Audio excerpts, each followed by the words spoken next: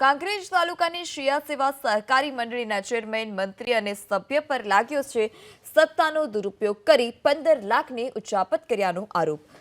સહકારી મંડળીના ચેરમેન ખુમાર રપારી, મંત્રી સત્તા રપારી અને સભ્ય પ્રકાશ સુથારે મળી ખેડૂતોના નામે ખોટી સહી કરી 15 લાખ ધિરાણ ખેડૂતોના નામે ઉઠાવી લીધું। શિયા સેવા સહકારી મંડળી બનાસ બેંક સંચાલિત હોવાથી શિહોરી બનાસ બેંકના ઇન્ચાર્જ સિનિયર ઇન્સ્પેક્ટરે તાત્કાલિક ત્રણેય વિરુદ્ધ ઉચાપત અને છેતરપિંડીની ફરિયાદ નોંધાવી। તો બીજી તરફ સહકારી મંડળીના સત્તાધીશોએ જ ઉચાપત કરતા ખેડૂતોમાં ભારે રોષ જોવા મળ્યો છે। ઉચાપત કરનાર વિરુદ્ધ કડક કાર્યવાહી કરવાની ખેડૂતોએ માંગ કરી।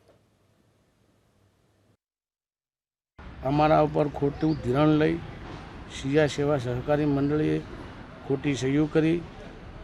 આ ધિરાણ 15 લાખનું 5 ખેડૂતો, જેમાં પરમાર સોમાભાઈ ગોવિંદભાઈ, પરમાર ભરતભાઈ મણાભાઈ, પરમાર સુંડાભાઈ ખોડાભાઈ, ઠાકોર શંકરભાઈ અમૃતભાઈ શંકરભાઈ, પરમાર નાગજીભાઈ મણાભાઈ, આ પાંચનું ખોટી રીતે ધિરાણ લઈ ઉથાપત કરેલ છે। એની જાણ અમે પાલનપુર બનાસ બેંકમાં આપી, એ પછી સિનિયર સાહેબશ્રીને આપી, એ પછી સિનિયર સાહેબ આવી અને થરા પોલીસ સ્ટેશન પીએસઆઈ સાહેબને એફઆઈઆર કરાવી અમારો ગુનો દાખલ કરેલો। એનો સાચો ન્યાય અપાવવા હું વિનંતી કરું છું।